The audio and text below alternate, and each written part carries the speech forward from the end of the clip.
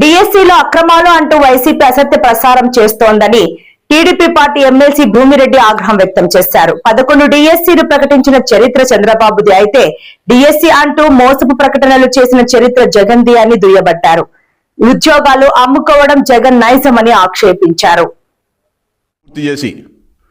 వేలాది మంది ఉద్యోగాలు పొందిన అభ్యర్థుల సమక్షంలో, ప్రజల మధ్య, వారి కుటుంబ సభ్యుల సమక్షంలో వారందరికీ కూడా నియామక పత్రాలు ఇవ్వడం జరిగింది. ఈ రాష్ట్రం ఆశ్చర్యంతో పులకించిపోయింది. ఇంత బ్రహ్మాండంగా, ఒక పారదర్శకంగా, ఇంత ఒక పండుగ వాతావరణంలో గతంలో ఎప్పుడు ఎవరూ చేయని విధంగా లోకేష్ గారి కార్యక్రమాన్ని ఇచ్చారు అని చెప్పి ప్రతి ఒక్కరు కూడా సంతోషపడ్డారు. నిరుద్యోగుల్లో కూడా, ఉద్యోగాలు రాని నిరుద్యోగుల్లో కూడా ఒక ఆశ నెలకొల్పడం జరిగింది. లోకేష్ బాబు గారి నాయకత్వంలో విద్యా వ్యవస్థ ముందుకు పోతుంది. ఖాళీగా ఉన్న ప్రతి ఉపాధ్యాయ పోస్టులను భర్తీ చేస్తారు. కాబట్టి మేము కష్టపడి చదువుకోవాల్సిన అవసరం ఉందని చెప్పి ఆ రోజు నుంచే మళ్ళీ ఎవరైతే ఉద్యోగాలు రాని వారు ఉన్నారో, అర్హులైన వారు ఉన్నారో వాళ్ళందరూ కూడా చదువుకోవడం జరుగుతుంది. ఇది చూడలేని మీరు రకరకాలుగా మాట్లాడి నిన్న విద్యాశాఖ డైరెక్టర్ మీద కూడా దాడికి పంపించావంటే మీ ఎమ్మెల్యేలను నువ్వు ఎంత కుట్రతో ఈ రాష్ట్రంలో ఉన్న నిరుద్యోగ యువత పైన కక్ష కట్టావో అర్థమవుతోంది. ఆయన రకరకాలుగా చెప్తున్నారు. మార్కులు వివరాలు ఎక్కడ కానీ ఇవ్వలేదు, వెబ్సైట్లో వెళ్ళేది. ఈ పరీక్ష కూడా మీరు గతంలో మీ తండ్రి గారు ముఖ్యమంత్రిగా ఉన్నప్పుడు చేసిన అవకతవకల మాదిరి చేయలే.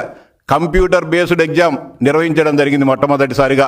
ఎక్కడ కూడా చిన్న లీక్ అవ్వడం కానీ, లేకపోతే ఒకరి కాపీ కొట్టడం కానీ, లేకుంటే చిన్న పొరపాట్లు కూడా జరగకోకుండా వాటన్నిటిని కూడా సమర్థవంతంగా ఒక పద్ధతిగా అత్యంత రహస్యంగా నిర్వహించడం జరిగింది. 2/7/2025 పరీక్ష ముగిసిన తర్వాత 22/8/2025 అభ్యర్థులకు సంబంధించిన పూర్తి వివరాలు, వారి మార్కులు, వారికి ఏ ర్యాంక్ వచ్చిందని చెప్పి అఫీషియల్గా ప్రకటించడం జరిగింది. పబ్లిక్ డొమైన్లో పెట్టడం జరిగింది.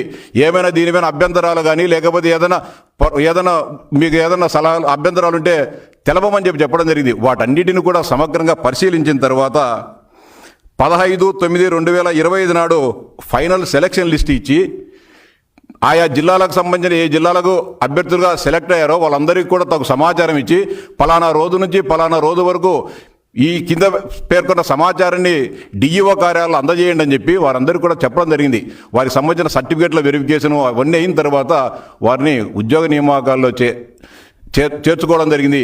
మొట్టమొదటిసారిగా గతంలో ఎప్పుడూ లేని విధంగా ఎవరైతే ఉపాధ్యాయులుగా సెలెక్ట్ అయ్యారో వారికి ట్రైనింగ్ కూడా అన్ని జిల్లాల్లో విద్యాశాఖ అధికారుల ఆధ్వర్యంలో ఇవన్నీ చేయడం జరిగింది. ఇవన్నీ ఇంత బ్రహ్మాండంగా పకడ్బందీగా జరిగితే మీరు ఏమీ జరగలేదు, మార్కులను బయటపెట్టలేదు, ర్యాంకులను బయటపెట్టలేదని చెప్పి ఇంత దుర్మార్గంగా మాట్లాడడం అంటే చాలా బాధాకరంగా ఉంది. మీరు చెప్పే మాటలు అంటే ఎంత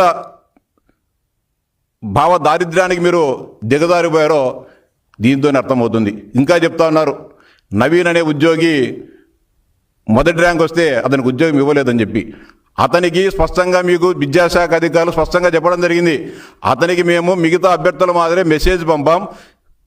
సర్టిఫికేట్ల వెరిఫికేషన్ కోసం ఆ అభ్యర్థి రానందున అతను మేము ఉద్యోగాలు ఇవ్వలేకపోయాం. అతను కోర్టుకు పోయినా కూడా కోర్టుకు కూడా మేము అదే చెప్పాం. గ్రీవెన్స్ కమిటీకి వచ్చినా కూడా మేము అదే చెప్పాం. అతను సర్టిఫికేట్లు వెరిఫికేషన్కి రావడానికి మేమేం బాధ్యులం అవుతామని చెబితే మీరు రకరకాలుగా ఏవేవో మాట్లాడుతున్నారు. అంతేకాకుండా స్పోర్ట్స్కు సంబంధించి అవకతవకలు జరిగాయని చెప్పి ఒకటేదో కాల్ రికార్డును చూపించేసి మాట్లాడుతున్నారు.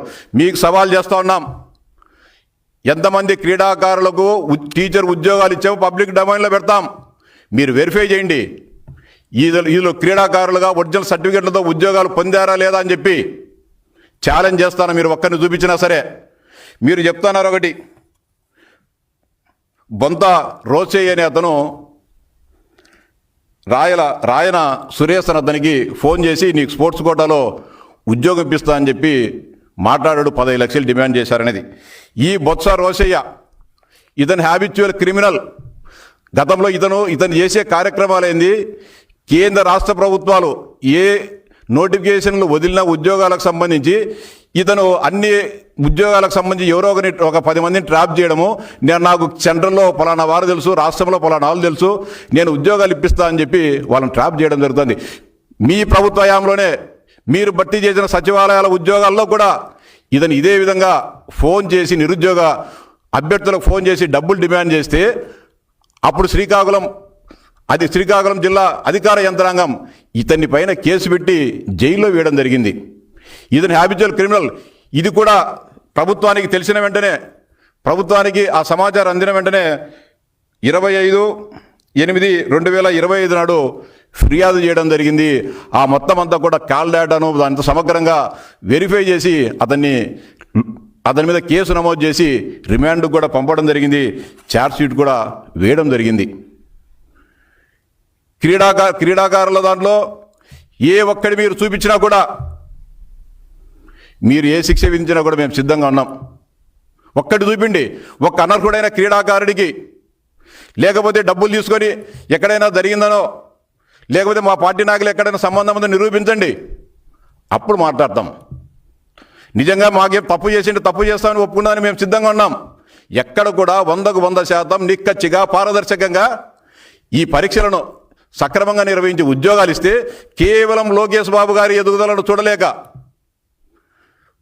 గుడ్డగాల్చి మసి ఆయన మింద వేయాలనే ప్రయత్నం చేస్తూ ఉన్నారు. మీ పప్పులు ఎక్కడ ఉడకో జగన్మోహన్ రెడ్డి గారు. చాలా స్పష్టంగా చెప్తా ఉన్నాం. ఈ రాష్ట్ర యువత అంతా కూడా లోకేష్ గారి వైపు చూస్తూ ఉంది. ఆయన కష్టపడి దేశ విదేశాలు తిరిగి పారిశ్రామికవేత్తల దగ్గరికి పడిగాపులు కాసి వారందరికీ నచ్చజెప్పి ఈ రాష్ట్రంలో పరిశ్రమలు లక్షలాది కోట్ల రూపాయలు పెట్టుబడులు తీసుకొని వచ్చి పరిశ్రమలు పెట్టాల్సిందంటే యువతలో మీకు స్థానం లేదని చెప్పి ఏదో విధంగా